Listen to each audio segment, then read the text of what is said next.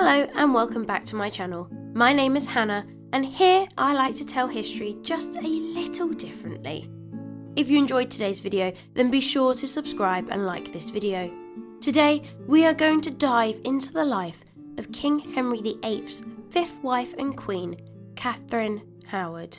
Katheryn Howard's date of birth is unknown and it is often debated, much like that of her cousin Anne Boleyn. Her birth is placed somewhere between 1523 and 1527. Some even put her birth as early as 1521. Historians tend to place her year of birth to whatever fits their narrative better. If they're going for her being a naive victim, they tend to go for the later date. Gareth, Russell and Connor Byrne, Katheryn's most recent biographers, tend to date around 1522 to 1523. Katheryn's parents were Lord Edmund Howard, the younger son of Thomas Howard, 2nd Duke of Norfolk. Edmund never really caught the attention of the king and was permanently short of money, while Katheryn's mother, Joyce Culpeper, had several children from her first marriage, which included Isabella, who would go on to serve her half-sister Katheryn as queen. Joyce unfortunately died in around 1528, which meant Katheryn could have been as young as 1 year old when her mother died. But if we go by Gareth and Connor's estimates, then she was probably about 5. Little is known about Katheryn's early life, but David Starkey describes it as a scrabbled childhood with a dominant, providing mother and a weak, debt-ridden and henpecked father. As with much of Katheryn's early life, we don't know where her childhood home was, but it is likely to have been Oxenhoath in Surrey, which was the childhood home of her mother, which, if true, may support Starkey's statement. Her father, Edmund, would remarry 2 more times, but have no more children. In around 1531, Katheryn joins the household of her step-grandmother, Agnes Tilney, Dowager Duchess of Norfolk. It was common practice for children to be placed in the households of friends or relatives of higher status. Though Lord Edmund lacked wealth, he had prestigious relatives, allowing Katheryn to enter the Dowager Duchess's household at an age between 6 and 10. Agnes Tilney was a strong supporter of her other step-granddaughter, Anne Boleyn, and frequently attended to the Queen. In theory, Katheryn should have been well supervised, raised to be virtuous, chaste, obedient, and prepared to advance her family status through a suitable marriage. The aim of Katheryn's education was to equip her with the skills needed to secure a position in the Queen's household before marriage, ensuring her virtue to make her a desirable match for a favoured man. However, Agnes did not approach her responsibilities with the same seriousness as her contemporaries. While Katheryn learned how to read and write, achievements that made her better educated than most women of her time, she and the other young women in the household enjoyed significantly more freedom than was typical for gentlewomen. Historical novelist Philippa Gregory depicts the Dowager Duchess's household as full of her young wards and companions, who received little supervision. Katheryn and her friends were permitted to entertain young male admirers in their large shared dormitory. Katheryn was described as young, merry and vivacious, rather than scholarly or devout. Historian David Starkey compared the household to a slackly run boarding school. Unlike her cousin Anne Boleyn, who ended up going to what would have been Europe's most finest finishing schools. Nevertheless, unlike some historians who believe Katheryn was entirely neglected, Gareth Russell argues that she was treated differently from the other girls due to her status as a Howard daughter. Much of her education focused on the importance of etiquette and proper deportment. Katheryn excelled in these areas and was consistently praised for her public demeanour. Music was a highly valued skill, and the Dowager Duchess arranged for Katheryn to have music lessons.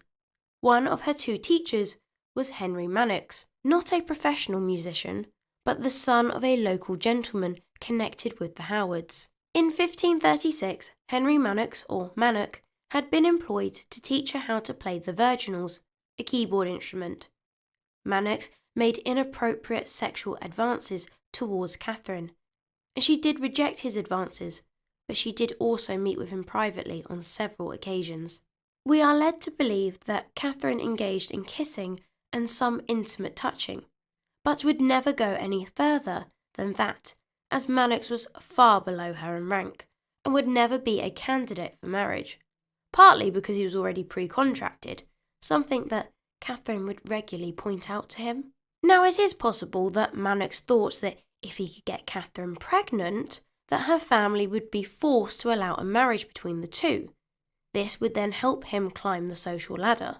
Mary Lascelles, who was also in the Dowager Duchess's household, reprimanded Manox for his attempts to seduce Katheryn, but Mary never informed Agnes of their goings-on. In 1537, Agnes Tilney, Dowager Duchess of Norfolk, moved her household to Lambeth, and it would be here that Katheryn would meet Francis Dereham.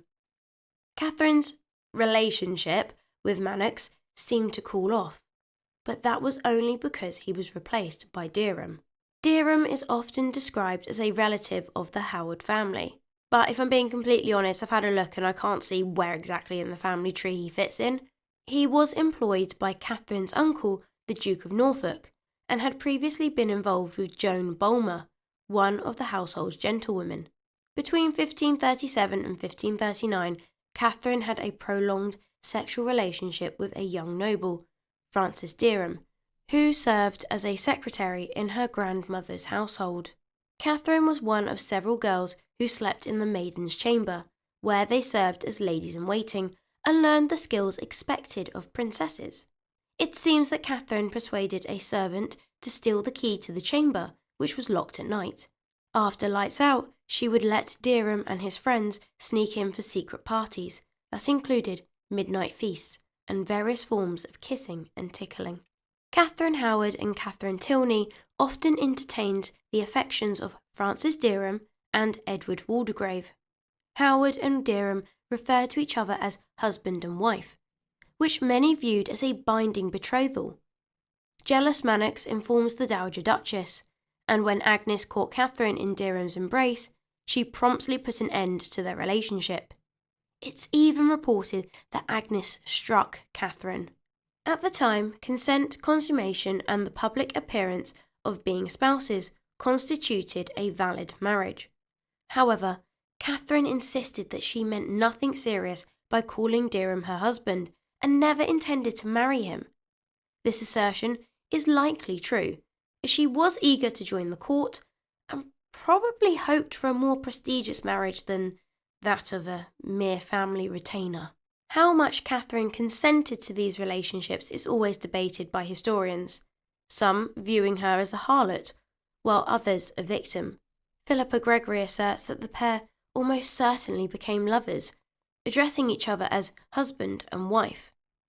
Meanwhile, Lucy Worsley, who I've seen live when she toured about Agatha Christie, amazing, must see, highly recommend, asserts while living with the Duchess, Katheryn was sexually exploited by two men of the household. Both men took advantage of their position of authority in the household, and Katheryn had no means of defending herself. Francis Dereham left England for Ireland in 1539, probably as a result of the above scandal, and he entrusted Katheryn with £100, which is about £42,000 in 2017 money. This is often used as evidence that he thought he was pre-contracted, if not already married, to Katheryn. At the end of 1539, the nobles were all scrambling for places within the new Queen's household, who should have already been in England but had been delayed. Katheryn's uncle, the Duke of Norfolk, requested positions in the new Queen's household for three of his nieces, Mary Norris, Catherine Carey, and Katheryn Howard. Since it was common for a maid of honour to serve before the age of 16, we can infer that Katheryn was likely born in 1523 or earlier. There has been speculation about how much the Duke of Norfolk knew about his niece's sexual relationships. While the Dowager Duchess was definitely aware, there is no evidence she shared this information with her stepson. In 1539, neither she nor Norfolk could have anticipated that Katheryn would attract Henry's attention. Agnes likely kept her knowledge to herself to avoid damaging Katheryn's marriage prospects. And let's be honest, virginity was not a necessity to be the king's mistress. In early January 1540, Anne of Cleves arrived in England, and Katheryn joined her household. During this time, Katheryn met and became interested in Thomas Culpeper, a gentleman of the king's privy chamber and a distant cousin. The attraction was mutual, and there may have been talk of marriage. Thomas Culpeper was a murderer and a rapist. However, there were several Thomas Culpepers running around at court at this time. So, unfortunately, there is no way of knowing if the Thomas Culpeper that Katheryn got involved in was the same one who was guilty of those crimes. It would definitely make for a good story, but it is unlikely that the chivalric Henry would have kept someone of that calibre amongst his closest companions. So on that note, let's just say it was him, just to make it more interesting. King Henry VIII wed Anne of Cleves on the 6th of January 1540. It's spring 1540, and King Henry VIII is currently married to his fourth wife and queen, Anne of Cleves. The marriage, quite frankly, was a disaster, and neither was particularly interested in the other. And the marriage still hadn't been consummated. However, this may not have entirely been the Queen's fault, as Henry had his eye set on one of his wife's maids of honour, Katheryn Howard. Katheryn's step-grandmother Agnes, having spotted the king's affection for her granddaughter, taught young Katheryn how to smile properly, curtsy, and how to make the king laugh, and more importantly, keep his attention. Now, I think it's important to note here that I don't think the Dowager Duchess of Norfolk, Agnes, nor her stepson, Thomas Howard, the Duke of Norfolk, were planning on recreating what happened with Anne Boleyn. Maybe it was because of Katheryn's age, or that she didn't possess the necessary charm that Anne had. But I believe they were priming Katheryn for the role of mistress, and never really saw it going much further than that. If they had, then Agnes may have informed the king that Katheryn wasn't as chaste as she should be. After all, virginity was not needed to be a mistress. But then maybe she kept it to herself, as she didn't want to admit that she had failed her niece. Either way, the Duke and Dowager Duchess of Norfolk would host parties to allow Katheryn and the king to meet and spend some time together. Although, saying that, just because I believe they were only planning on the role of mistress, Norfolk had once before orchestrated the rise of one of his nieces from mistress to queen. So why not try again with one who was younger, prettier, and easier to control? It seemed that the Duke and Dowager Duchess weren't the only ones with ambition. Katheryn herself looked to gain from the king's interest. Alison Weir states in her book, The Six Wives of King Henry VIII, that it was certainly a dazzling experience to be courted by the king, and Katheryn was not without ambition. Norfolk and Gardiner had explained what their purpose was in pushing her into the spotlight. Yet she was no Anne Boleyn, being a good deal younger than Anne had been, and far more empty-headed, although she was precocious enough when it came to the experience of men. It had already therefore occurred other that she might become Queen of England, and this was no doubt enough to compensate for the fact that, as a man, Henry had very little to offer a girl of her age. In April 1540, King Henry VIII granted Katheryn a substantial amount of land that he had confiscated from convicted criminals. Katheryn's youth seemed to rejuvenate the ageing king, and Katheryn accepted and encouraged the king's advances. But to be fair, the gifts probably helped her overlook the bad leg, the gout, and his foul-smelling odour. Gifts and grants were first recorded going to Katheryn Howard from the king on the 24th of April 1540. Catholics at court rallied round Katheryn in hopes of bringing the kingdom back to how it had been under the queenship of Katheryn of Aragon, and ally England with Catholic allies, rather than the Protestants, which is what they had at that time with Cleves. The Queen had also noticed her husband's no affection for her maid of honour, and did not bear any ill will towards Katheryn, as she was not in love with the king, but it did give her cause for concern over her fate. It was probably around this time that Henry and Katheryn first slept together, if they did indeed sleep with each other prior to their marriage, as it is sometimes asserted that Katheryn employed the same tactics as Anne Boleyn and Jane Seymour, which I will discuss later. On the 19th of June 1540, the Bill of Attainder received the approval of the Upper House and was sent to the House of Commons. The next day, Anne of Cleves complained about her husband's affections for Katheryn.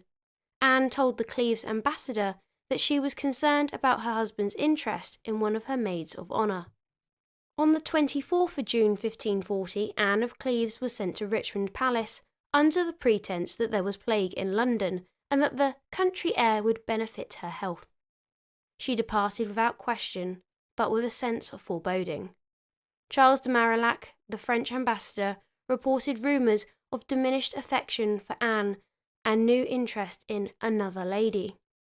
Henry had promised to join Anne in 2 days, but he didn't. Instead, Henry was seen visiting Catherine Howard at Lambeth in broad daylight, where she had gone after the Queen left court.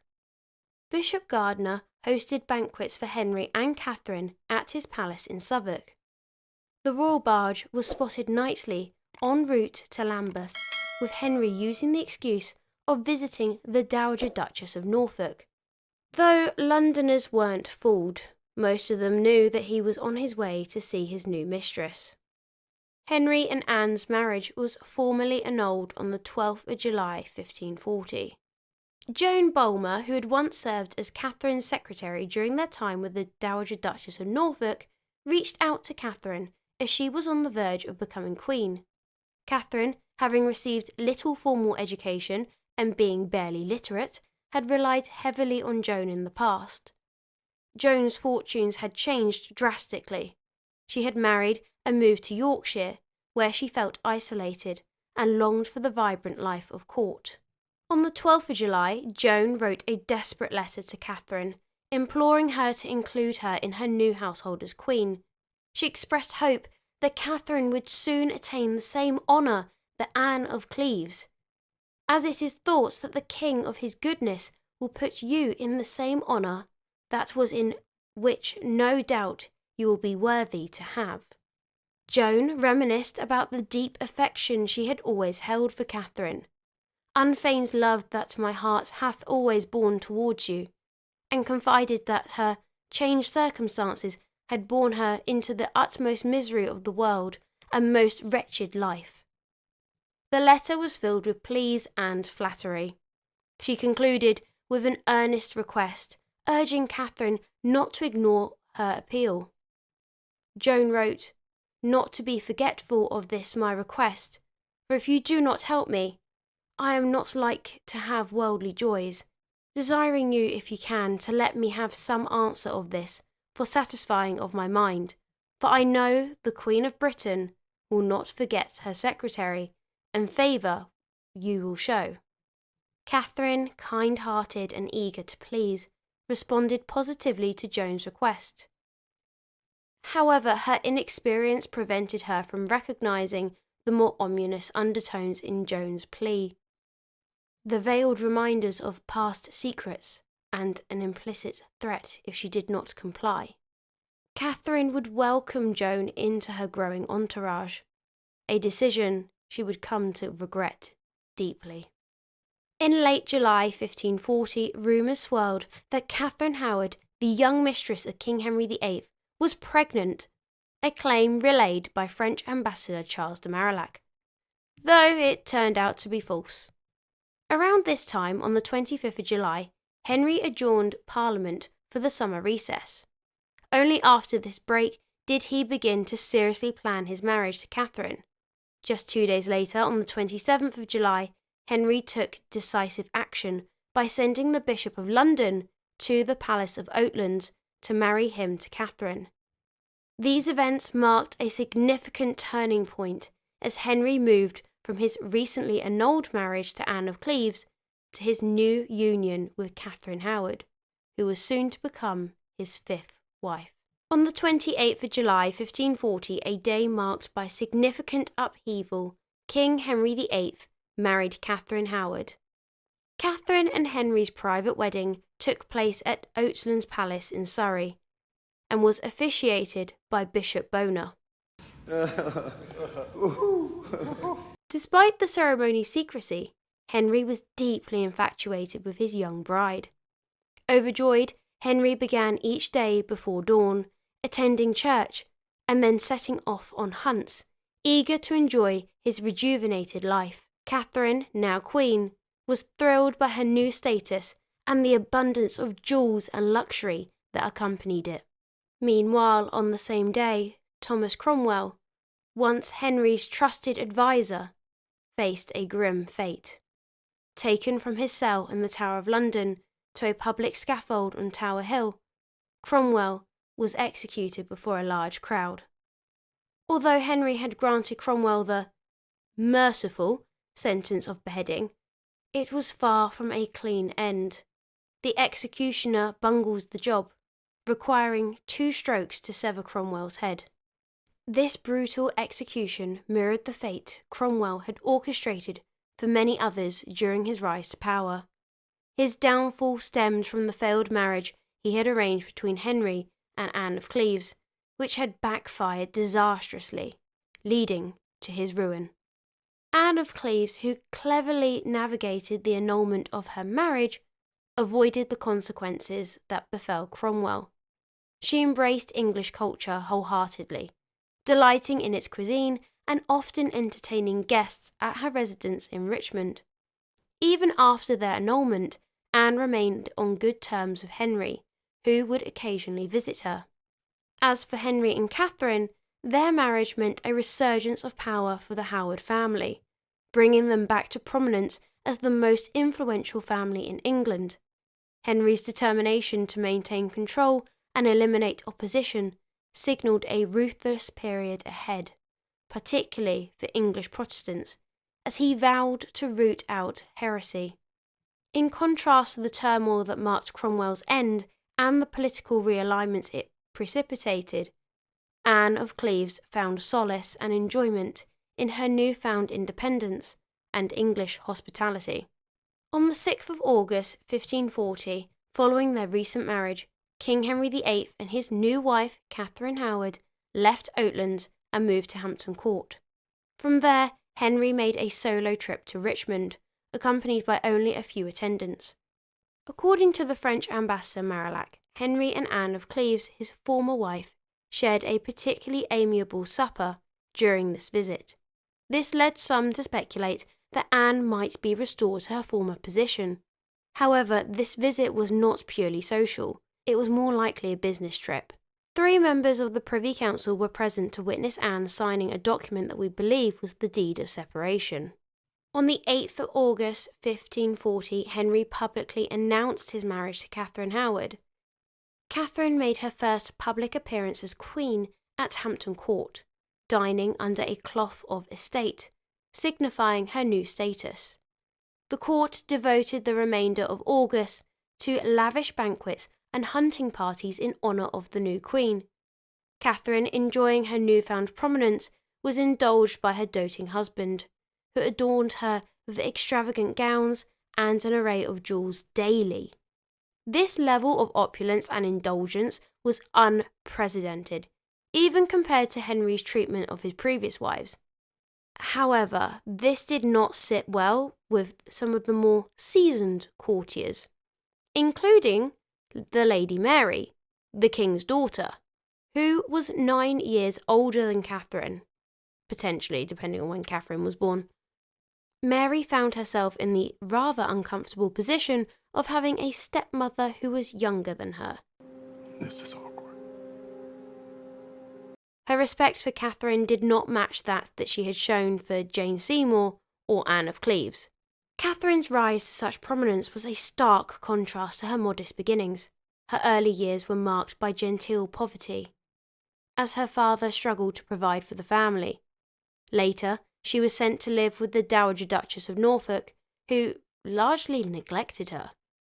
During this period, Katheryn often sought companionship amongst servants and people of lower status, leading a life devoid of luxury.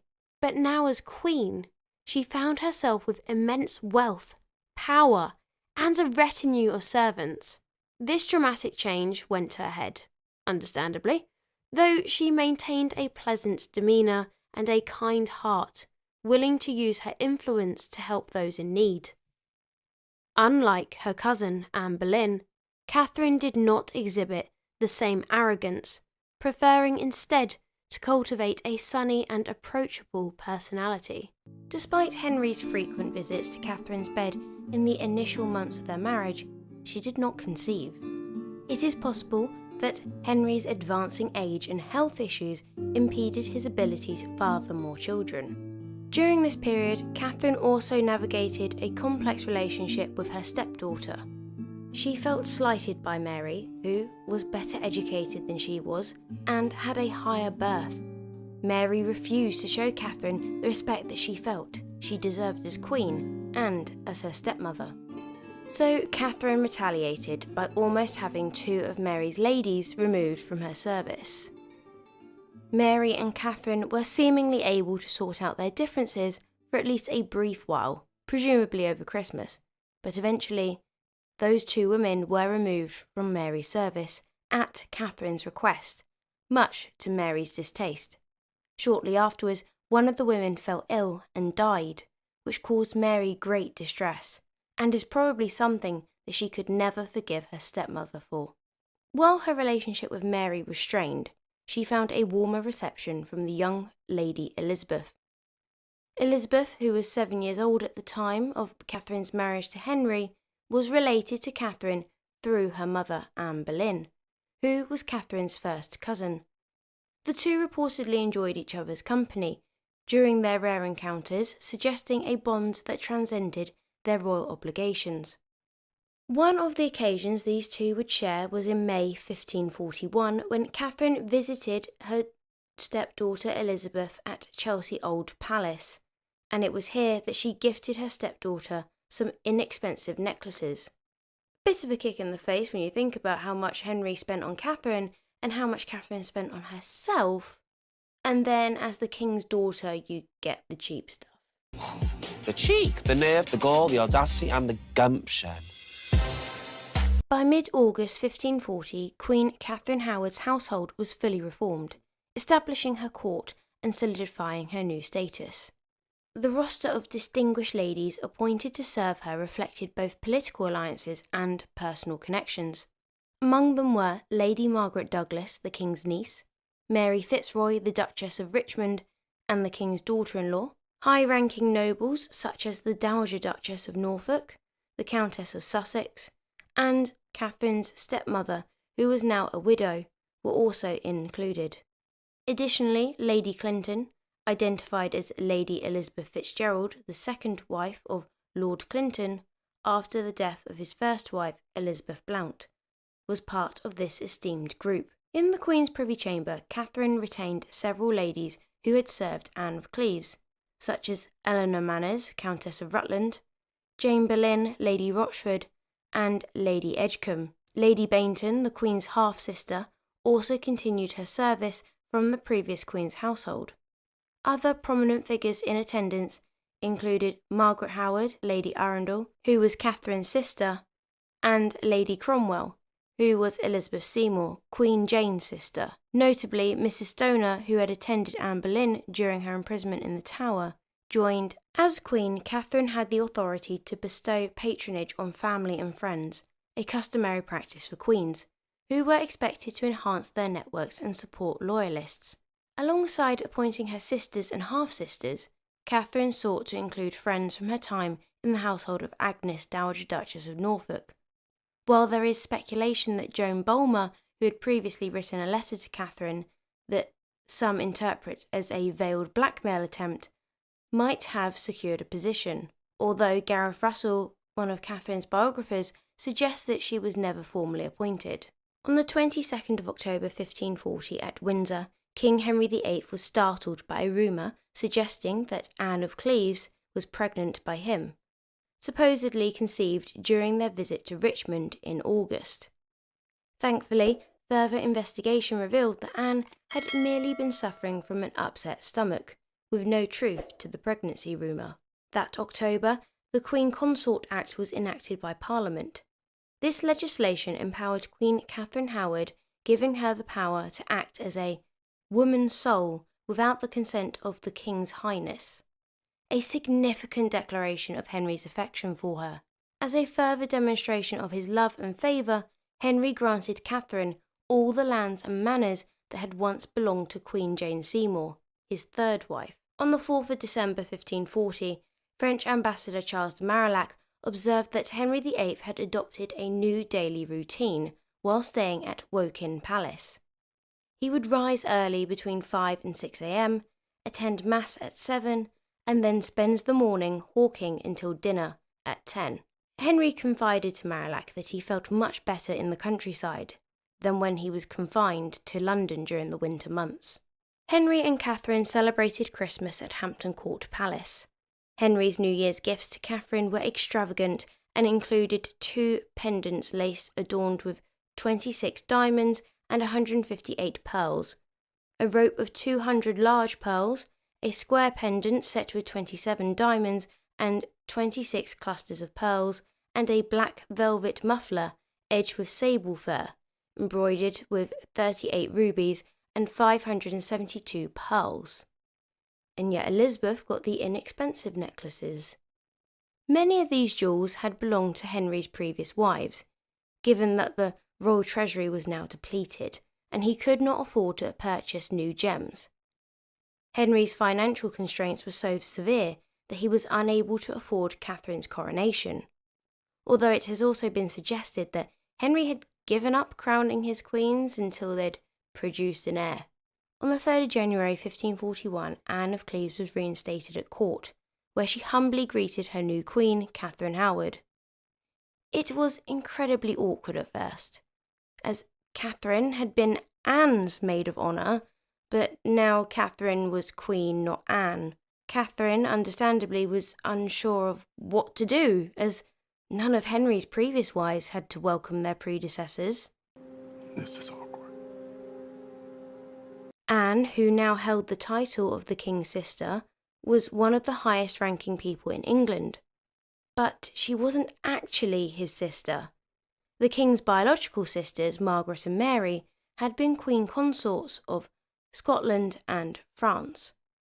Although Mary was dead at this point, so that's one less person to worry about. Either way, Anne currently did not hold such a title, but being the gracious woman that she was, Anne knelt before the new Queen of England and her former maid of honour, at which Katheryn, who I imagine was relieved that Anne had made the first move, begged her to stand. Katheryn graciously bestowed upon Anne a ring and 2 dogs, gifts from the king. Later that day, Lady Mary and Anne of Cleves joined Henry and Katheryn at Hampton Court. While Mary's interactions with Katheryn remained strained, Anne fostered good relations with both ladies. Despite the king retiring early that evening, Anne remained engaged dancing with Katheryn, and the following day she joined them for dinner with Henry. Prior to their reunion at Hampton Court, Anne had sent the king and queen 2 majestic horses adorned with violet velvet trappings, reinforcing her harmonious rapport with the royal couple. On the 21st and 22nd of February 1541, Henry found himself plagued by a painful leg and a lingering sense of despondency that had settled upon him for several weeks. Queen Katheryn, meanwhile, assumed the responsibility of overseeing a court that felt unusually vacant. Despite arrangements for masques on these days, the king opted to abstain from attending. In private, Katheryn diligently attended to her husband's needs, yet his demeanour proved challenging to endure. His melancholy disposition and volatile temperament persisted, Observers remarked on his excessive indulgence in food and drink, noting his tendency to shift opinions drastically from morning to post-dinner. Henry struggled to come to terms with his declining health, grappling with the realization that he was now confined by the limitations of his aging, infirm body. Despite Katheryn's best attempts to lift his spirits, he withdrew even from her, shutting himself off from her presence. Though alarmed by his uncharacteristic behaviour, Katheryn's anxieties were alleviated when by the 19th of March, Henry seemed to have reverted to his old self. That February, Katheryn was moved to action upon learning of the plight of 3 individuals incarcerated in the Tower.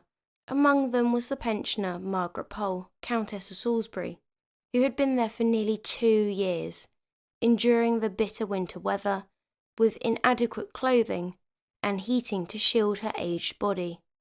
Upon discovering this, the Queen promptly dispatched her tailor on the 1st of March, commissioning garments to be crafted for Lady Salisbury's comfort. A 3rd nightgown, a kirtle of worsted, a 3rd petticoat, a satin-lined nightgown, a bonnet and frontlet, 4 pairs of hose, 4 pairs of shoes, and 1 pair of slippers. With the King's consent, Katheryn funded these provisions from her privy purse. Katheryn also succeeded in persuading the King to grant clemency to Thomas Wyatt, a decision that garnered widespread acclaim within the court. For weeks thereafter, both King and Queen enjoyed the admiration and applause of their peers. Henry was impressed by his wife's compassionate intervention on behalf of the prisoners. Katheryn's public persona as Queen garnered admiration. She was lauded for her grace, charm, and impeccable manners. Her influence was noted positively, particularly in her successful intervention with King Henry VIII to spare the lives of Sir Thomas Wyatt and Sir John Wallop, both of whom were imprisoned on charges of treason. It remains unclear whether Katheryn's intercession was driven by her own initiative or if it was a strategic move orchestrated to allow the King to alter his decision without losing face, a common practice when queens petitioned their husbands. On the 19th of March 1541, Katheryn Howard made her first formal entrance into London, celebrated with a grand river pageant on the Thames. She moved into Greenwich Palace and in April shared news that Henry VIII was surely eager to hear. She believed she was pregnant.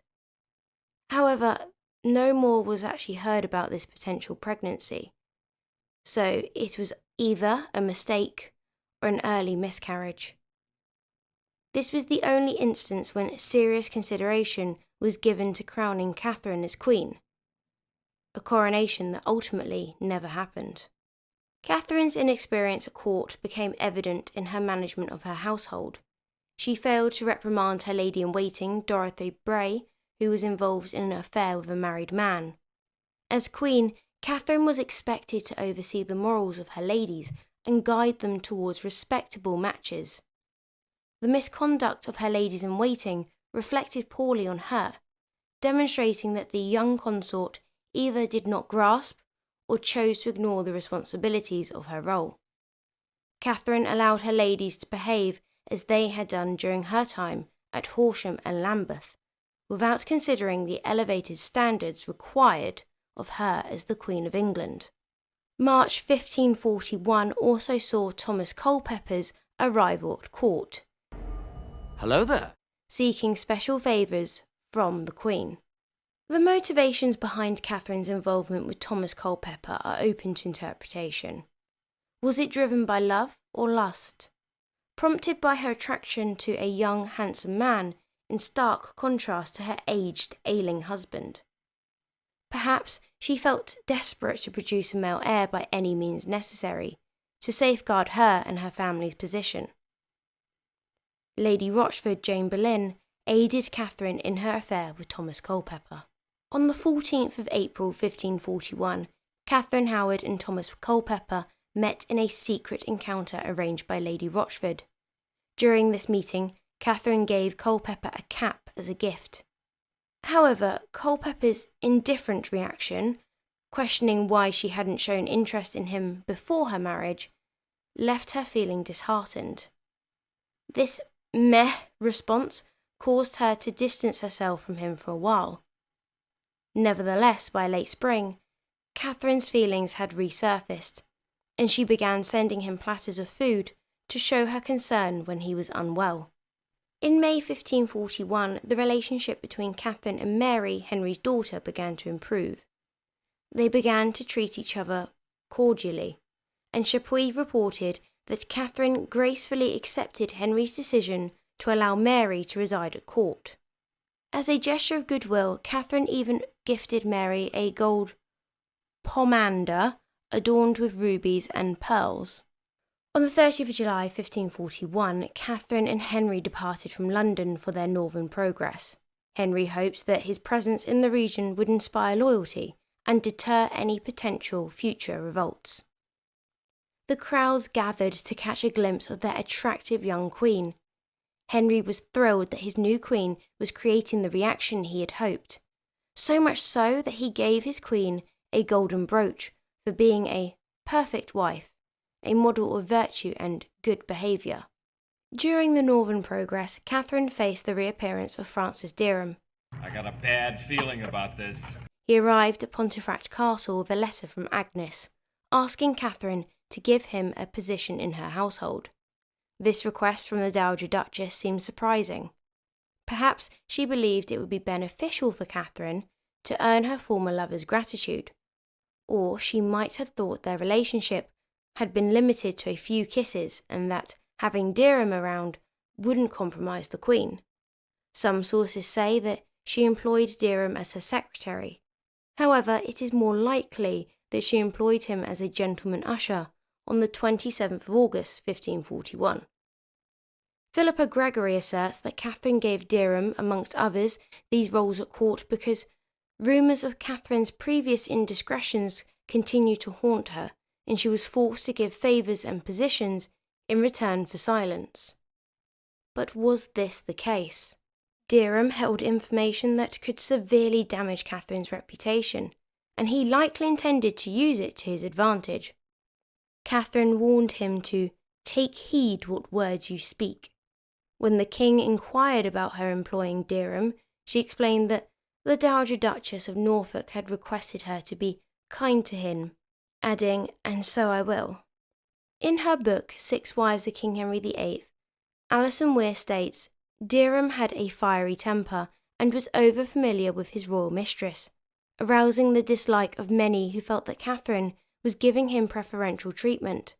Katheryn was always susceptible to male flattery and attention, and there were those in her household and at the court who were strongly attracted to her and jealous of Dereham's influence. During their absence, a Protestant named John Lascelles approached Archbishop Thomas Cranmer, claiming to possess knowledge about Katheryn's past that could cast doubt on her marriage to the king. Lascelles had wrestled with his conscience before coming forward, seeing an opportunity to replace Katheryn with a queen who would champion the reformist cause, similar to Anne Boleyn. Cranmer listened to John Lascelles' account, which revolved around his sister Mary's prior association with Katheryn. Mary, before her marriage to Mr. Hall, resided with Katheryn in the ladies' dormitory at the Duchess of Norfolk's residence in Lambeth. Intrigued, Cranmer summoned Mary Hall, whose information matched that of her brothers. Mary recounted specific details, far more precise than her brother had, including an incident where one of the household ladies, Dorothy Barwick, had disclosed that Manox was engaged to Katheryn, with whom he was much in love. The cheek, the nerve, the gall, the audacity and the gumption. Manox, despite his audacity, had no rightful claim to engage himself to a daughter of the Howards, prompting Mary Hall to take it upon herself to reprimand him for his inappropriate conduct. However, Katheryn's affections were fickle, and shortly thereafter she redirected her attention to Francis Dereham. Their relationship rapidly escalated, and soon, as recounted by Mrs. Hall, they became intimate partners. According to her testimony, for over 100 nights, Dereham clandestinely entered the ladies' dormitory and, dressed in doublet and hose, joined Katheryn in her bed. The other women and girls sharing the room were left with little doubt about the nature of their activities, as the sounds that were made from behind the drawn bed curtains made the situation quite clear. In fact, one maid refused to sleep nearby due to Katheryn not knowing what matrimony was. Manox, fueled by resentment, spread rumours that he was aware of a distinct mark on Katheryn's body. He confided in Mary Hall, expressing his intention to confront Katheryn about her relationship with Dereham. However, Mary advised him to remain silent, expressing her disgust at Katheryn's conduct and urging him to refrain from interfering. For if she holds on as she begins, we shall hear she will be naught within a while. Cranmer was also informed that Henry Manox had boasted that he could pick the Queen's privates from all others by a privy mark, and that Dereham was so familiar with Katheryn, afore her marriage to the King, that he did lie with her 100 nights in the year in his doublet and hose, a bed between the sheets. It's not going to go well. It just isn't. It's going to be an accident. We just don't know what sort of accident. In September 1541, Katheryn Howard and Thomas Culpeper continued to see each other and exchanged gifts. The logistics of arranging these secret encounters, coupled with the intense anxiety Katheryn felt about the potential danger of her actions, began to take a toll on her. Her female staff noticed her increasingly erratic behaviour and short temper. They found it peculiar that none of her ladies, except Jane Boleyn, Lady Rochford, were permitted to enter her chambers unless specifically summoned. This unusual restriction raised eyebrows among her attendants, who sensed the tension and secrecy surrounding the Queen's actions. On the 26th of October 1541, the royal entourage returned to Windsor, and a few days later proceeded to Hampton Court. During this time, Katheryn Howard maintained her secret meetings with Thomas Culpeper. Her behaviour became increasingly suspicious to her servants as she began sending them to Lady Rochford with cryptic and puzzling messages, which were met with equally perplexing replies. These mysterious exchanges only heightened the curiosity and concern of those around her. The King and Queen arrived at Hampton Court Palace on the 30th of October 1541. The next day, the 1st of November 1541, a special Thanksgiving service took place where Henry publicly thanked God in the Chapel Royal at Hampton Court for blessing him with the perfect wife. I render thanks to thee, O Lord, that after so many strange accidents that have befallen my marriage, thou hast been pleased to give me a wife so entirely confirmed to my inclinations as her I now have. However, this was also the day that Cranmer decided to pass on his knowledge to the King. He rather cowardly had written a letter to the King with information about his Queen's past, and then left the letter for Henry to find on his seat in the Chapel Royal at Hampton Court. The King did not read the note until he was back at his chamber. Initially, Henry did not believe these tales about his wife. But that's not to say he wasn't stunned at the allegations. I'm not saying I wasn't a little surprised. Henry was sure that someone was trying to discredit his queen, and he demanded that Cranmer investigate the truth about these allegations and punish the ones responsible for these lies. You are not to desist until you have got to the bottom of the pot. However, not willing to take any chances, the King also ordered for both the Queen and Lady Rochford to be confined until the Queen's name had been cleared. Katheryn and her ladies were practicing their dance steps when the King's guards arrived, telling them that it was no more time to dance. After dismissing most of the Queen's servants, Katheryn, troubled by more than just her premarital affairs with Manox and Dereham, became extremely distressed and demanded to know the reason for her confinement. The guards, however, could not provide any answers. In all honesty, she probably suspected the reason, and in the days that followed, the weight of this knowledge left her unable to eat or sleep. On the 5th of November 1541, Thomas Cranmer, the Archbishop of Canterbury, and the Privy Council informed King Henry VIII that they believed that the allegations around Queen Katheryn were true, or that they at least had some truth to them. The fact that Dereham was now also employed in Katheryn's service also looked very suspicious. She had betrayed you in thought, Cranmer told his master, and if she had an opportunity, would have betrayed you in deed. And as we will go on to find out, she had in fact betrayed the king indeed, but with Culpeper, not Dereham. I just want to point out that I think this makes Cranmer a good judge of character, or a wise man at the very least, as Cranmer didn't actually have any evidence of these accusations, just hearsay and his own logical conclusions, and yet, as we will find out, he was right. The king broke down in tears in front of the council. As Alison Weir puts in her book, The 6 Wives of King Henry VIII, weeping copiously and pouring out his heartbreak. From that moment onwards, Henry was an old man. The semblance of youth had gone forever. The next day, Henry would leave Hampton Court Palace and his wife, who he would never see again.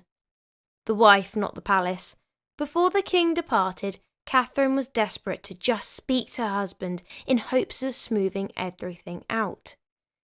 Katheryn ran past her guards and tried to reach Henry, who was in the chapel royal, but she was caught and dragged screaming back to her rooms. This part of Hampton Court is now called the Haunted Gallery, as it's rumoured that Katheryn's ghost reenacts this encounter. Katheryn was so close in reaching her husband, and what's sad is that if she had been able to, she may have been forgiven. Katheryn's uncle, the Duke of Norfolk, was present when she was informed of the charges of misconduct against her. His reaction was cold, although I expected nothing less from this piece of shit. I don't like Norfolk, by the way. Cranmer then visited Katheryn in her apartments with the intent of getting a confession from her. Cranmer, who was a Protestant, undoubtedly had an agenda, or trying to get evidence of adultery. Although we don't know Katheryn's faith, her family, the Howards, were traditionally Catholic, and her uncle, the Duke of Norfolk, made up part of the Catholic faction at court. So if Katheryn was removed as queen, her replacement might and could be a Protestant. When he arrived, he found her in such lamentation and heaviness as I never saw no creature, so that it would have pitied any man's heart in the world to have looked upon. He didn't stay long, as the Queen was in such a state that a calm and rational conversation would not have been possible, to the point that she was still in a frenzy when he returned the next morning. Cranmer, who was concerned about the young girl's sanity, read her a letter from her husband, the king, which promised her mercy if she confessed to her fault. Katheryn calmed down when she thought that Henry was trying to deal with her gently. She held up her hands and gave her most humble thanks to your majesty, who had showed her more grace and mercy than she herself could have hoped for. I got a bad feeling about this. Katheryn calmed down, although she did not stop crying, and spoke. Alas, my lord, that I am alive. The fear of death did not grieve me so much before as doth now the remembrance of the king's goodness. For when I remember how gracious and loving a prince I had, I cannot but sorrow. But this sudden mercy, more than I could have looked for, maketh mine offences to appear before mine eye much more heinous than they did before. And the more I consider the greatness of his mercy, the more I do sorrow in my heart that I should so disorder myself against his majesty. Katheryn then informed Cranmer of her relationship with Dereham. She told Cranmer that she did not consent to sex with him, and that he had used importunate force. She did not mention her calling him husband, information that Mary Lascelles had disclosed to Cranmer. So this is where some historians are divided about the relationship between Katheryn and Dereham, as Katheryn had told Cranmer it was not consensual. But other evidence disproves this, although in my mind her relationship with Manox was most likely not consensual.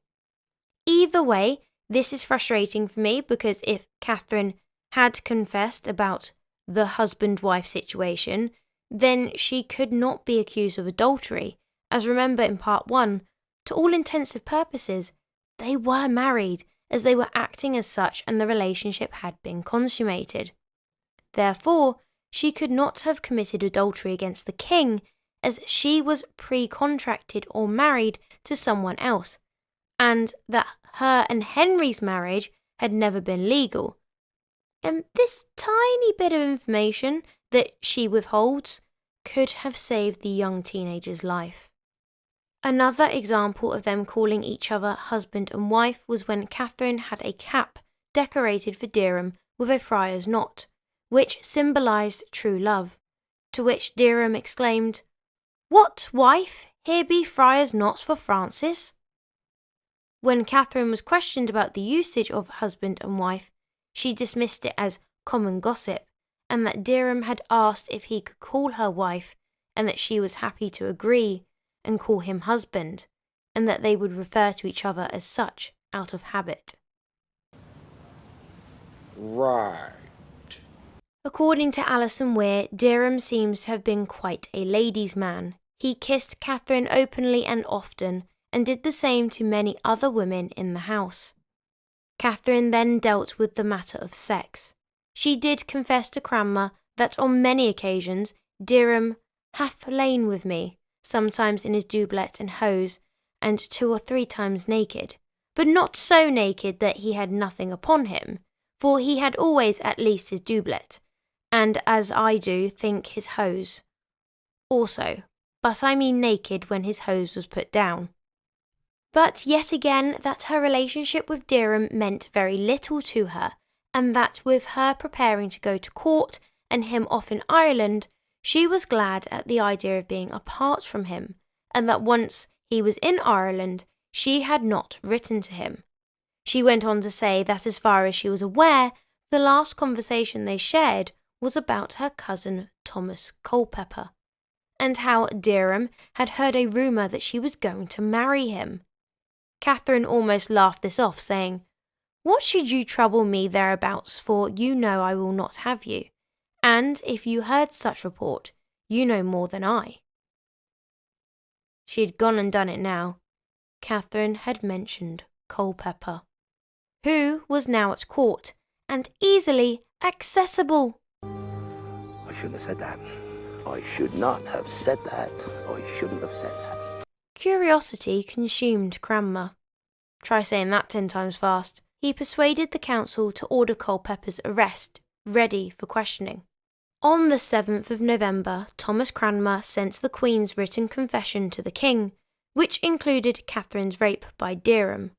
Katheryn also wrote a plea letter herself, which she asked to be given to the King. "I, your Grace's most sorrowful subject and vile wretch in the world, not worthy to make any recommendations unto your Majesty, do only make my most humble submission and confession of my faults, and where no cause of mercy is given on my part, yet of your most accustomed mercy, extended to all other men undeserved, most humbly on my hands and knees do desire one particle thereof to be extended unto me. Although of all other creatures most unworthy either to be called your wife or subject. My sorrow I can by no writing express, nevertheless, I trust your most benign nature will have some respect unto my youth, my ignorance, my frailness, my humble confession of my faults, and plain declaration of the same, referring me wholly unto your Grace's pity and mercy. First at the flattering and fair persuasions of Manox, being but a young girl, suffered him at sundry times to handle and touch secret parts of my body, which neither became me with my honesty to permit, nor him to require. Also, Francis Dereham, by many persuasions, procured me to his vicious purpose, and obtained first to lie upon my bed with his doublet and hose, and after within the bed, and finally he lay with me naked, and used me in such sort as a man doth his wife, many and sundry times. And our company ended almost a year before the King's Majesty was married to my Lady Anne of Cleves, and continued not past 1/4 of a year, or a little above. Now that she had declared the whole truth to the king, she humbly besought him to consider the subtle persuasions of young men and the ignorance and frailness of young women. I was so desirous to be taken unto your grace's favour, and so blinded with the desire of worldly glory, that I could not, nor had grace, to consider how great a fault it was to conceal my former faults from your majesty. Considering that I intended ever during my life to be faithful and true unto your majesty after, nevertheless the sorrow of mine offences was ever before mine eyes, considering the infinite goodness of your majesty towards me from time to time ever increasing and not diminishing. Now I refer the judgment of all my offences with my life and death wholly unto your most benign and merciful grace, to be considered by no justice of your majesty's laws, but only by your infinite goodness, pity, compassion, and mercy, without the which I acknowledge myself worthy of extreme punishment. Surprisingly, Henry did read Katheryn's plea, which he believed. Cranmer then told him that he felt that the Queen had been pre-contracted to Dereham, and that her marriage to the king was therefore invalid. Henry was joyous, as Katheryn had not been unfaithful to him, and an annulment was now on the cards. And with a new-found bounce in his step, the king returned to Hampton Court Palace, where he socialised with the ladies. As gay as ever I saw him, wrote Marillac. However, I got a bad feeling about this. Cranmer was not done with his questioning. He had not yet interrogated Dereham or Culpeper, and with factions in the court wanting a reconciliation between the king and Anne of Cleves, or a new queen entirely, Cranmer did not want the king to reconcile with Katheryn just yet, as he knew that if they saw each other, then that would be game over, as a reconciliation between Katheryn and the king would be inevitable. So he asked Henry to move Katheryn before he arrived at Hampton Court, which he agreed to. Although Cranmer need not to worry, as Henry was seeking an annulment due to the Queen's abominable behaviour. As such, Katheryn was informed on the 11th of November that she was to be moved from Hampton Court to Syon Abbey, its previous occupant being the King's niece, Margaret Douglas. She would be treated here still as a queen, even if she was under house arrest. Lady Rochford, Jane Boleyn, would not be in attendance of her queen. Instead, Jane would be sent to the Tower of London to await further questioning, as it was believed that she knew more than what she was letting on. Katheryn was then questioned again, but this time about Thomas Culpeper. She initially denied everything. The longer the questioning went on, and presumably the more tangled Katheryn's lying got with Cranmer's intelligence, denial soon became confessions. She told Cranmer that she had been forced into this relationship with Culpeper, and, as mentioned in part 2, if this truly was the Thomas Culpeper that committed those awful crimes, then it is possible that Katheryn was telling the truth. During her investigation, Katheryn was asked about her meetings with Culpeper during the summer progress, to which she blamed everything on Jane Boleyn for encouraging the two to meet. Whereas when Jane was interviewed on the 13th, she of course placed the blame on Katheryn. The cheek, the nerve, the gall, the audacity, and the gumption. On the 13th of November, Katheryn made her final preparations to leave Hampton Court. She would not leave for Syon Abbey till the next day. Sir Thomas Wriothesley paid his respects and then openly declared certain offences she had done in front of her household, urging those with any additional information to come forward. The cheek, the nerve, the gall, the audacity, and the gumption. Then those who were not to attend the Queen to Syon Abbey were discharged. Katheryn was to be accompanied by 6 ladies, all of whom were given sober-designed French hoods, gowns and sleeves, etc., which were all absent of precious stones or pearls, something that the Queen herself would never be without. This was all done at Henry's request, and Katheryn was to leave all of her clothes, jewellery and jewelled hoods at Hampton Court, which would be delivered back to the King by Sir Thomas Seymour. Katheryn then boarded the barge that was to take her to Sion Abbey. With Katheryn's questioning done and dusted, the Archbishop of Canterbury, Thomas Cranmer, now had the task of interrogating the men.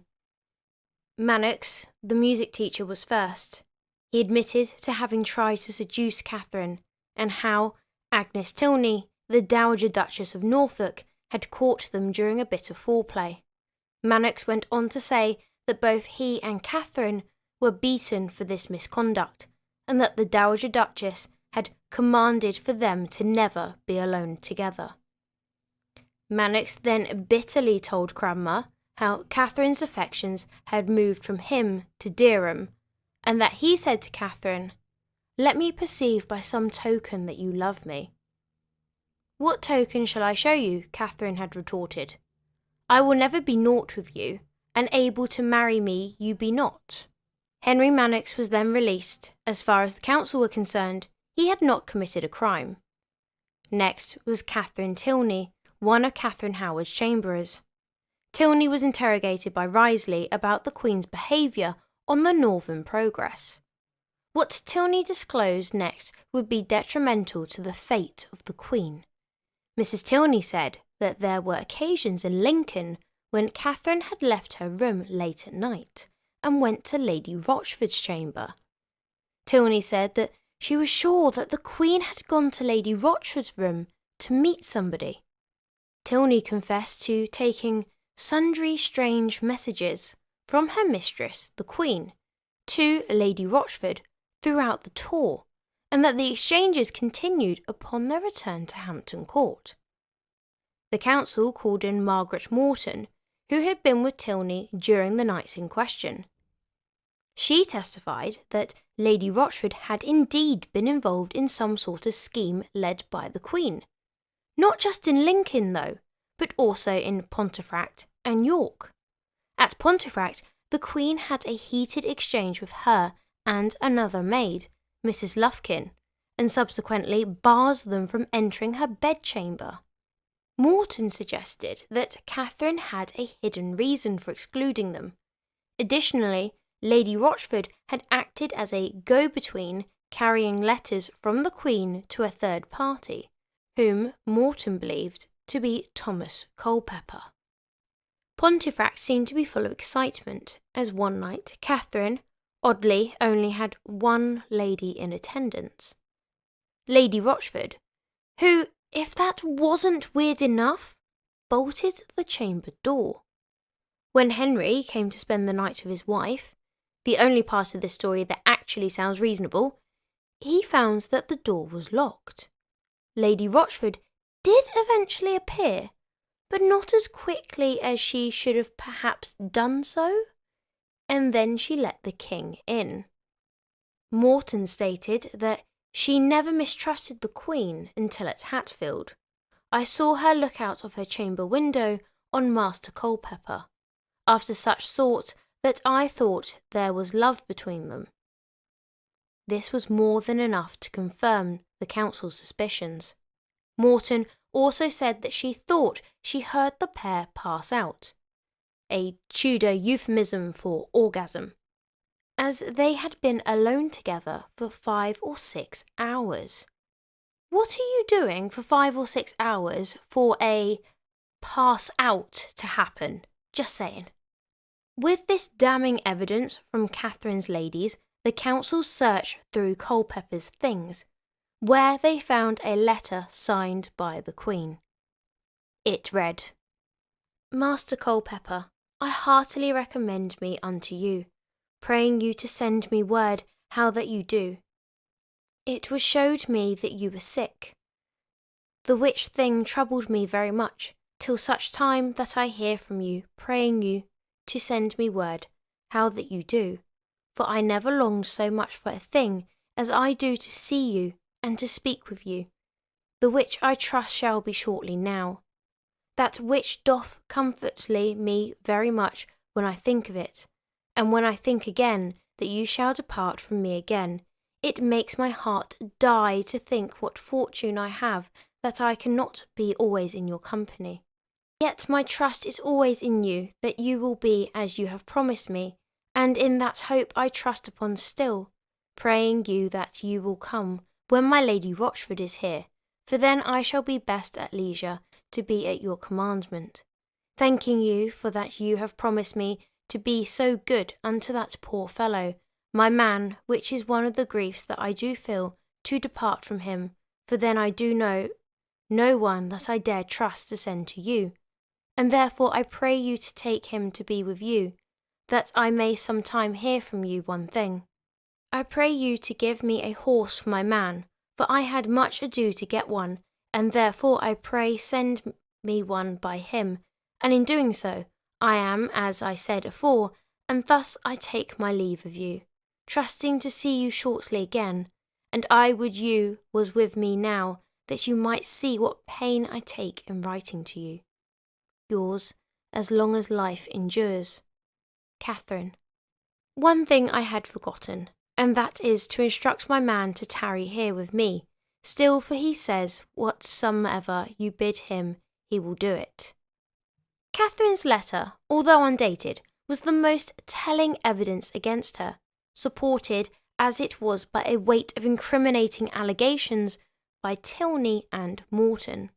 Next on the hit list was Lady Rochford, who up until now had been in a right frenzy, calmed down and did what she could, in her mind, to save her own life.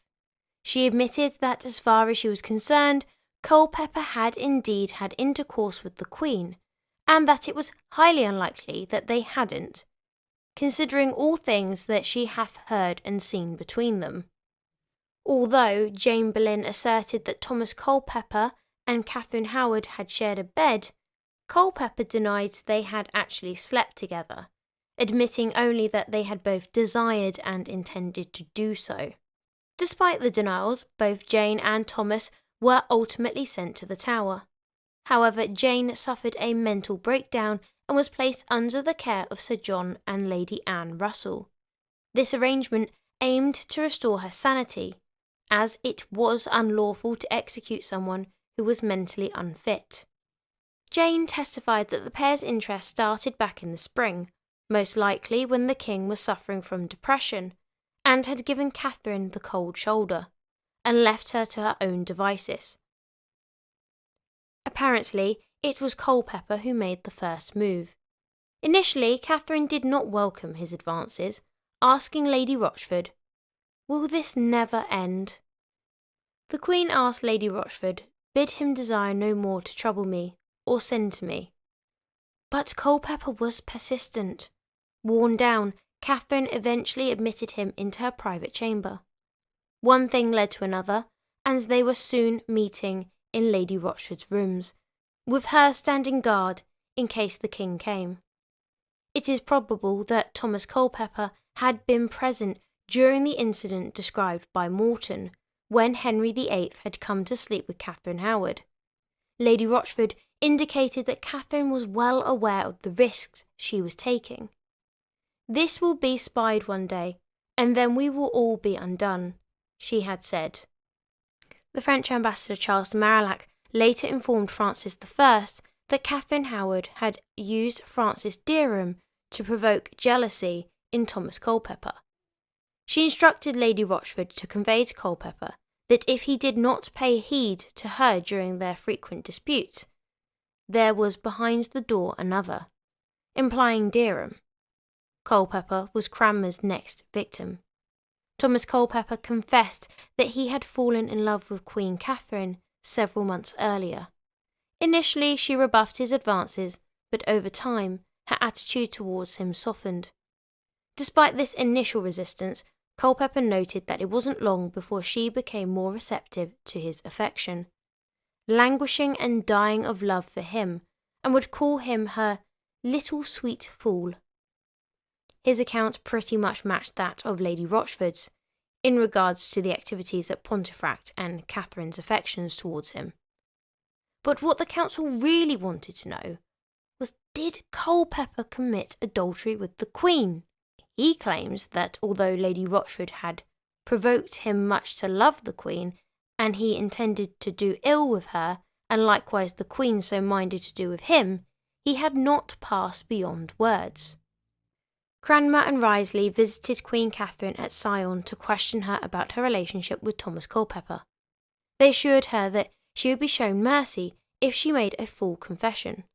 Despite their promises, Katheryn denied any intimate involvement with Culpeper, likely hoping to protect herself and her lover, even though she was not telling the truth. The stress of the whole ordeal had taken its toll on Katheryn. He told the French ambassador Charles de Marillac that Katheryn was refusing to eat or drink anything, and that she did not stop crying like a madwoman, so that they must take away things by which she might hasten her death. The Dowager Duchess of Norfolk asked William Damport, a friend of Dereham's, if he knew why Dereham and Queen Katheryn had been arrested. He said that he had heard it was because of some gossip. It was clear that the Dowager Duchess was worried about being blamed for neglecting her duties while Katheryn was in her care. However, it was far too late to do anything now.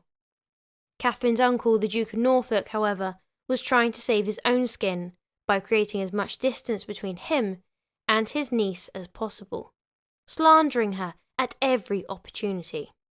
He told the French ambassador Charles de Marillac that she had prostituted herself to 7 or 8 persons. Uncle Norfolk then told the Spanish ambassador Eustace Chapuis that he wished the Queen was burned alive. He wasn't the only one of her family to turn against her. Katheryn's half-sister, Isabel or Isabella Baynton, also turned her back on the Queen. Isabella had been her sister's lady-in-waiting, and she and her husband were essentially Katheryn's jailers, and they received grants of land from Henry shortly after Katheryn's disgrace, which, according to Gareth Russell, is evidence that she provided information against her sister. Katheryn Howard was stripped of her title as Queen of England on the 22nd of November, 1541. Katheryn Howard was stripped of her title as Queen of England on the 22nd of November, 1541. Katheryn's uncle, Thomas Howard, the Duke of Norfolk, searched the Lambeth home of his stepmother, Agnes Tilney, the Dowager Duchess of Norfolk, which is where Katheryn spent much of her childhood and liaisons with Dereham. Agnes removed all of Dereham's papers to try and protect herself from being accused of neglect, which, unsurprisingly, made her look quite guilty. Realising how bad it looked burning the papers, Agnes feigned illness. Unfortunately, this wasn't enough to stop Sir Thomas Wriothesley, the Earl of Southampton, to arrest and take her to the Tower of London.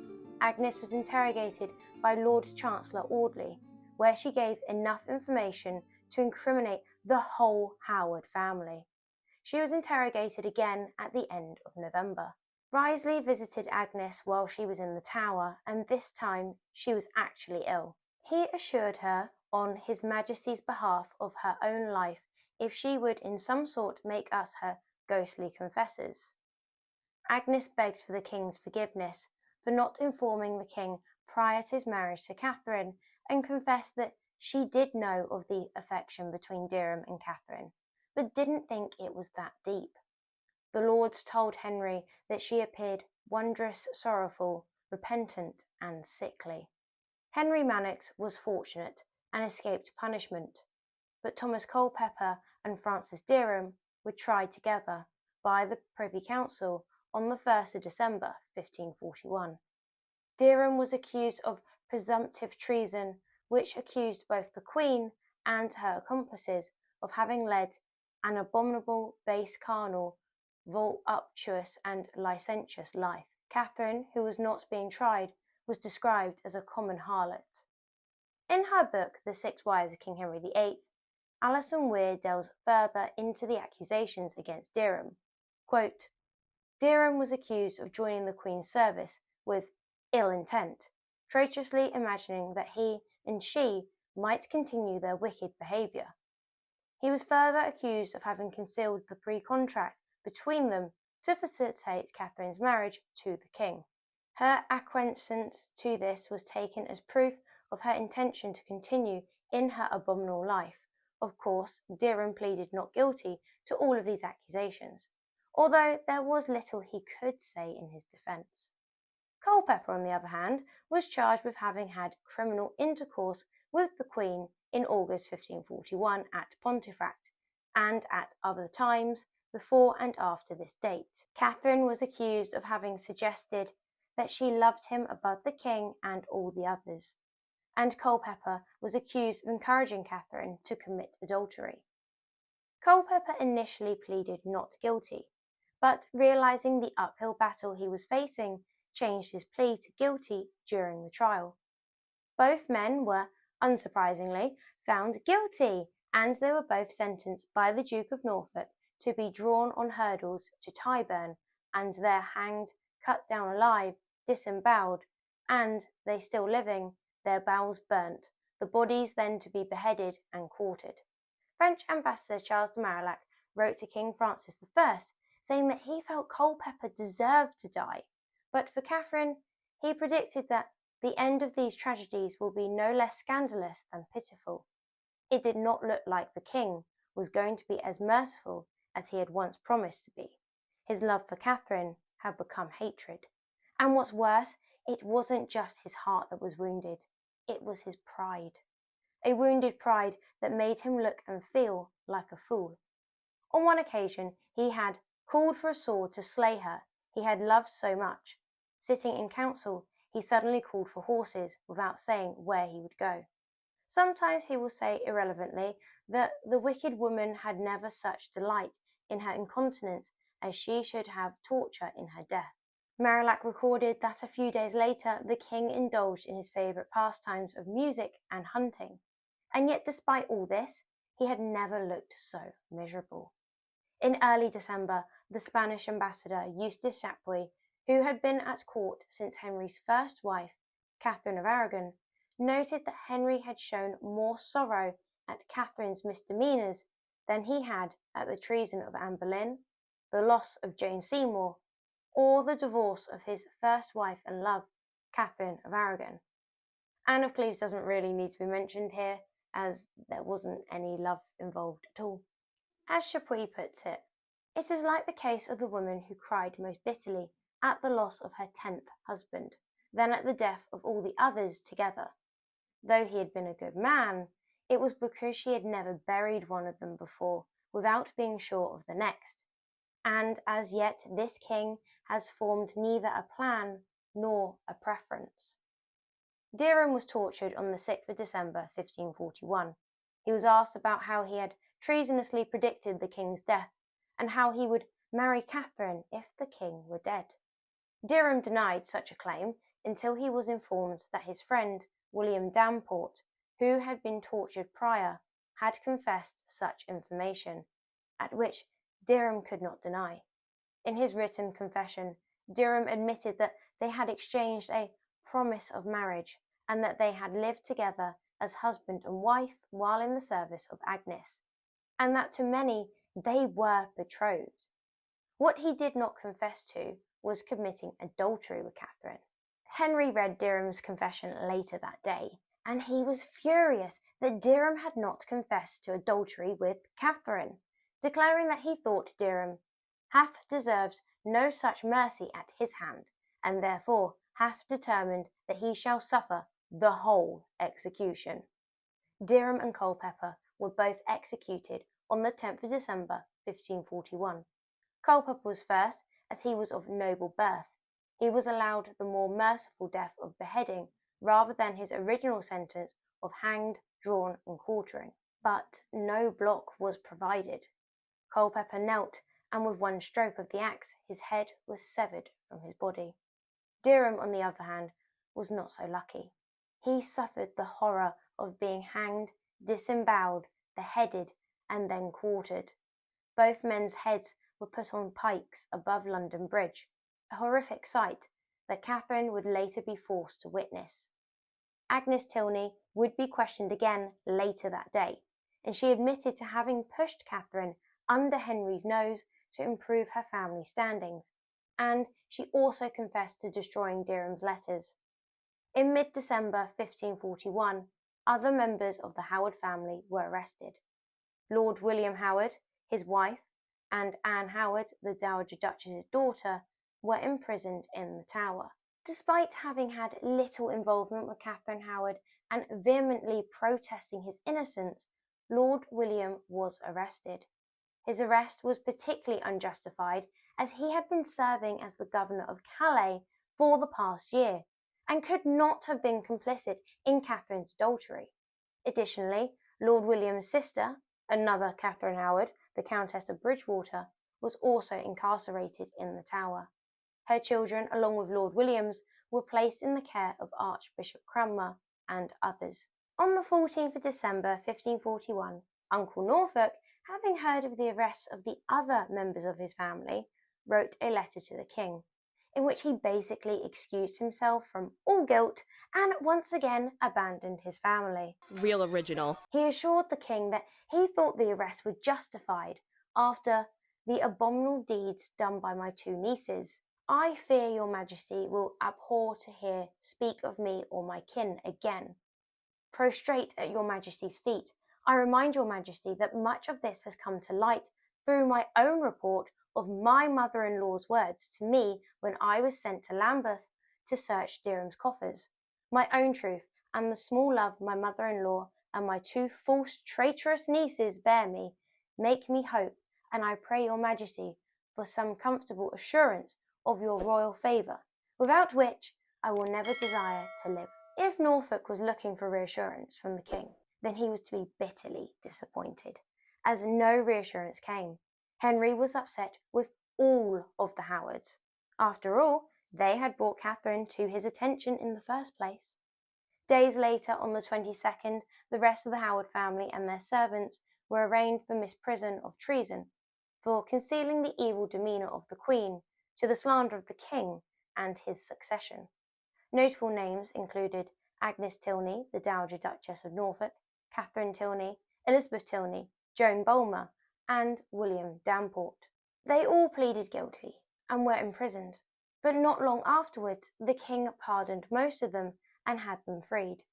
The Dowager Duchess, who was also included in the indictment, was not brought to trial, as she was regarded as too old and may die out of perversity to defraud the King's Highness of the confiscation of her goods.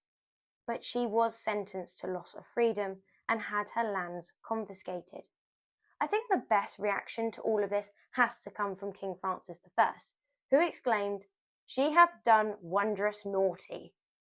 Francis then wrote to Henry, "I am sorry to hear of the displeasure and trouble which has been caused by the lewd and naughty behaviour of the Queen, albeit, knowing my good brother to be a prince of prudence, virtue, and honour, I do require him to shift off the said displeasure, and wisely, temperately, like myself, not reputing his honour to rest in the lightness of a woman, but to thank God of all, comforting himself in God's goodness.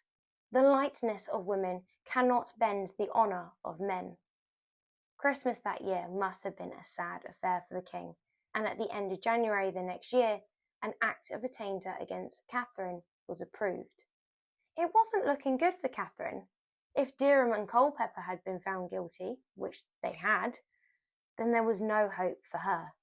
On the 25th of January, it seems that Henry was concerned that Katheryn had not yet had chance to defend herself in public, and so he sent some members of the council to see her, and they invited her to come to Parliament so she could defend herself.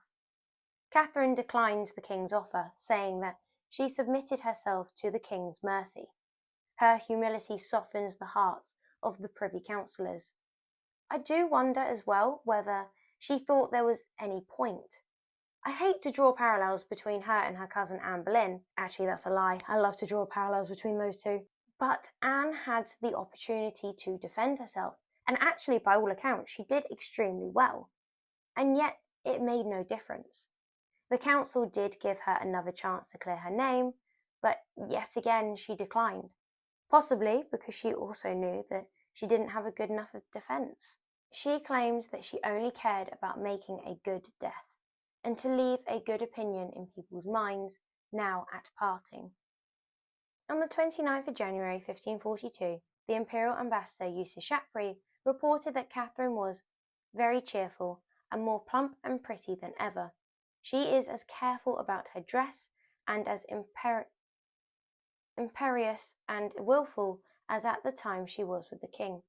Notwithstanding that she expects to be put to death, that she confesses she has deserved it, and asks for no favour except that the execution shall be secret and not under the eyes of the world. Katheryn would not get her wish. Shaftesbury also reported to Charles V that Henry had never been so merry since first hearing of the Queen's misconduct. On that same day, Henry held a banquet. In attendance were 61 ladies and the estranged wife of the poet Thomas Wyatt, who the king showed particular interest in. It was also noted that the king showed interest in another young lady, Anne Bassett, for whom Alison Weir suggests that the king had always had a soft spot for. Shaftesbury, who reported this event, noted that rumour had it that this king will not be long without a wife, because of the great desire he has to have further issue. On the 7th of February 1542, the Bill of Attainder against Catherine Howard and Jane Boleyn, Lady Rochford, became law. Their fate was sealed. They were to be executed. Both women had been hysterical, Jane more so than Katheryn, to the point that it was thought that Jane had gone insane. Not willing to allow either woman to get away with his twisted justice, Henry changed the law that had up until now protected Jane from execution. Henry now made it so that it was legal to execute the insane. Jane and Katheryn were denied a trial, although Katheryn, as mentioned earlier, was offered some sort of hearing. The Bill of Attainder seemed to satisfy the king, although he felt that the Dowager Duchess of Norfolk should also be convicted of treason for her role in the matter. But the council urged the king to be lenient on the old lady, who was eventually released a few months later in May 1542, but she would die 3 years later. On the 9th of February 1542, Uncle Norfolk arrived at Syon Abbey to inform his niece of her sentence. She begged her uncle to implore His Majesty not to impute her crime to her whole kindred and family, asking instead that Henry extend his unbounded mercy and benevolence to all her brothers, that they might not suffer for her faults. Katheryn then asked if she could give her clothing to her female servants after her death, as she had no other way of rewarding them for their loyalty. Norfolk promised to pass on her request to the king, and then left, without informing her of the date of her execution. On the 10th of February 1542, members of the Privy Council arrived at Syon Abbey to transport the Queen to the Tower of London. The calm Katheryn flew into a frenzy when she realised why they had arrived, as it reaffirmed that the king did indeed plan to have her executed, and she refused to go. The lords tried everything from persuasion to bullying, but she would not budge. Eventually, she had to be manhandled into the barge, which escorted her to the tower. In the barge was the former queen dressed in a black velvet dress, 4 of her ladies whose job it was to look after her, and the other members of the council. The barge would have sailed under London Bridge, and it is likely that Katheryn would have seen the rotting heads of her former lovers, Culpeper and Dereham. Not a good sign for Katheryn, and I'm sure this encounter was deliberately set up by the king as a twisted way to get back at his adulterous wife. Katheryn was greeted by the Constable of the Tower, Sir John Gage, who paid her as much honour as when she was reigning. However, it was noted that Sir John was concerned about how much distress Katheryn was in, and that she seemed on the verge of collapse. She weeps, cries, and torments herself miserably without ceasing, he wrote to the Privy Council. It's not clear where Katheryn stayed during her time at the Tower. However, Alison Weir thinks that it's likely it was the rooms in the Lieutenant's house once occupied by Anne Boleyn. The next day, the 11th of February, the council attached the Great Seal to the Act of Attainder. The phrase, Le Roi le veut, meaning the king wills it, was written at the top. The royal assent, as it was known, was proclaimed as Henry hadn't actually signed the attainder, and without his signature, the execution couldn't go ahead. The council didn't want to distress the king any further, so they took matters into their own hands. The act was then read in Parliament to the assembled members, and the royal assent was proclaimed. The Queen could now be executed. But this proclamation was done on a Saturday, and, well, she couldn't be executed on a Sunday. That's the holy day, that would just be wrong. Better do it on a Monday. On the 12th of February 1542, Sir John informed Queen Katheryn she was to be executed the following day. Now calmer, she expressed her anxiety about making a dignified impression on the scaffold, and requested that the block be brought to her room so she could practice placing her head on it. Though Sir John found this a strange request, he did not refuse. The block was brought, and Katheryn spent the evening coming to terms with her fate, practicing to ensure she maintained her dignity during the execution. It's the 13th of February 1542, the day of Katheryn and Jane Boleyn's executions. It was a cold day, as evident by the frost. The scaffold had been hung with a black cloth and strewn with straw. Katheryn was led out of her lodging by the constable Sir John Gage. Henry Howard, Earl of Surrey, was one of the many in attendance. He noted that the Queen was so weak that she could hardly stand or speak, but she and Lady Rochford made the most godly and Christian end that was ever heard tell of. Katheryn asked all Christian people to take regard unto her worthy and just punishment with death, for her offences against God heinously from her youth upward, in breaking of all his commandments, and also against the King's royal majesty very dangerously. She acknowledged her just condemnation and declared that she deserved 100 deaths, urging the people to see her as an example and to amend their ungodly lives. She implored everyone to obey the king in all things, prayed for her husband, and asked those present to do the same, commending her soul to God and earnestly calling for his mercy. She faced her fate. Unlike her cousin, who was executed with an elegant sword, Katheryn met her end with an axe. As the chronicler Hall confirms, the axe severed her pretty auburn head in a single stroke, just moments after she made her final speech. I die a queen, but I would rather have died the wife of Culpeper, is the most common quote attributed to Katheryn. However, that was very likely / almost certainly fiction. Sorry, there is no actual account of Katheryn saying this. In reality, her beheading was a mercy, as she could have been burnt. Making such a statement would have also incriminated her family, who were already under scrutiny. The claim that Katheryn Howard uttered those words originates from the anonymous chronicle of King Henry VIII, commonly known as the Spanish Chronicle, which was translated from Spanish and edited by Martin Hume. Therefore, the chronicler's attribution of these words to the Queen should be regarded with great scepticism. Lady Rochford followed Katheryn to the block. According to Chapuis, she was still in a frenzy. However, when faced with the axe and the sight of the Queen's blood-soaked remains being wrapped in a black blanket by her sobbing ladies, she regained enough composure to make an edifying speech before submitting to the executioner. Katheryn's attendants placed her remains in a coffin and carried it to the nearby chapel of St. Peter ad Vincula. Later that day, she was buried near Anne Boleyn. Her name was subsequently forgotten until 1553, when Queen Mary reversed the Act of Attainder against her. As these acts did not bear the royal signature, they were no longer recognised as legal. Although she had her title of Queen stripped, the marriage of King Henry VIII and Katheryn Howard was never formally annulled. so technically Henry became a widower upon her death. Right. After Katheryn's death, Henry was in no rush to remarry.